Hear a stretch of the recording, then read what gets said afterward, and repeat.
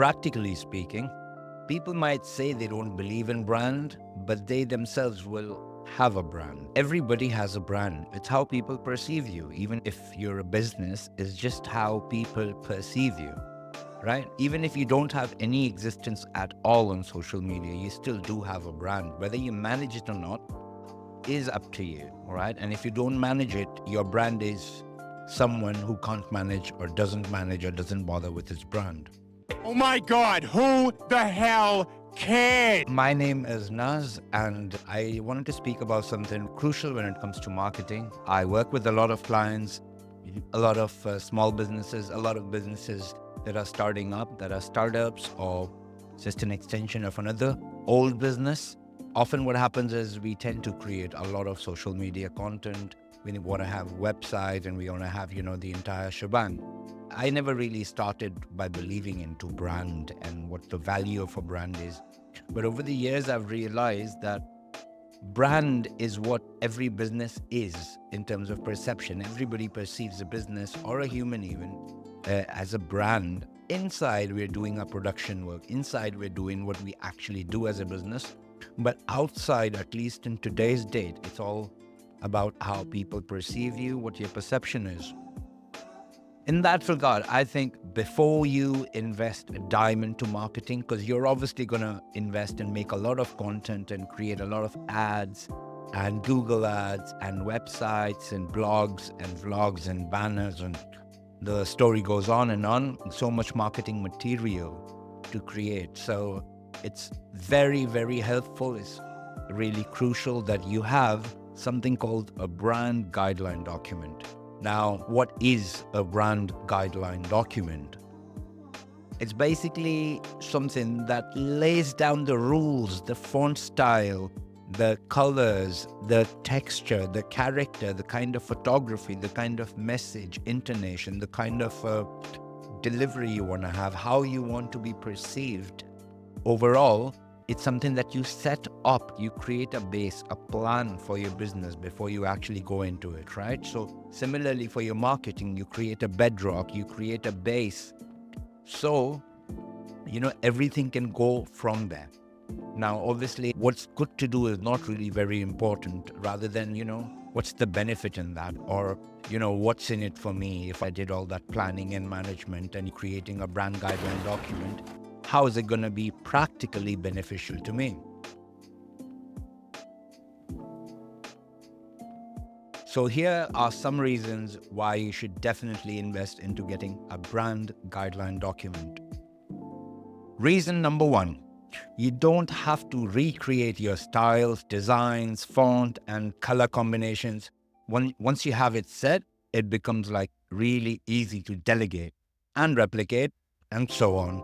Ultimately, by delegating, by creating a template, you're just making yourself freer. It can be delegated. It can be easily created. So, anybody who joins you or anybody you train or get into your business, they know exactly what they're dealing with. So you save a lot of time and headache and work just by creating a system wherein any freshie can just get in and create some awesome designs for you, just how your brand should be represented. Reason number two, with consistency comes the ability of becoming memorable. There are a lot of brands that you won't really have to see the name of the brand to recognize which business it is. And when I'm saying that, you're remembering, right? They say something like there is a general rule of 7. So it takes a human 7 times to see your brand or scroll past your brand or logo name for them to then consider it something that they know or something that becomes memorable. So next time when they're looking in their head, subconsciously, they know that connection itself is just connecting some sort of relevance, even though there has been no real interaction as such. But now the person starts to take your logo or icon or branding as a brand. They start to recognize it as a brand, and with it comes trust, which brings me to the next point. The reason number 3 would be your brand then has a character. just like humans, and people like to buy from people that they trust. And trust comes from repetition. So if you are a certain way time and again, then that is your brand. And if that is not the case, then you'd be dicey about even interacting, because you won't know. Just that's exactly why you look at reviews, right? To create trust. Once you have a character, your voice, your how you sound on your socials, then you just feel like you're interacting with something that is almost alive. And that is just fantastic. How much sales is all about subconscious dealing and satisfaction. It just comes to this, and brand plays such a huge role in that. Now, number 4, you look classy, right? Who doesn't want to look good? Who doesn't want to look symmetrical? And just by paying less as well, investing less time, but looking good every single time. And if you have a tried and tested way, some human has actually put an effort to make sure that all your content and combinations and how you appear online looks and feels, then another human looking at it can tell that there has been some time and effort and heart that has gone into the work. It's not just something robotic, AI made, or even made by a third-party organization without any care or concern for the quality of things. And number 5, and the biggest reason, I think, just more revenue, more people buy from you because you have that kind of trust. And of course, the product and the service and the after service and after sale, those things are all in their own places important, but you start by attracting, right? So somebody asked Gary Vee about what's the return on brand, and he answered with a question. So I look at her and go, what's the ROI of your mother? It becomes the perception of you. So it's as against cheeky, cheesy salesman trying to pull you Why are you running? over, or someone who doesn't really care about that. They just want to create quality stuff.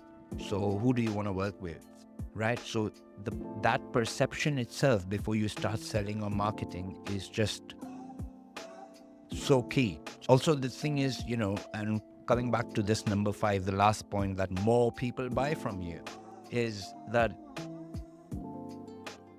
people are used to buying from the likes of Amazon, Google Shopping, and they're using services like Facebook, Instagram. Now, technologically, the user interface and the user experience and the branding, it's so quality out there. It's so consistent. Has to be the big.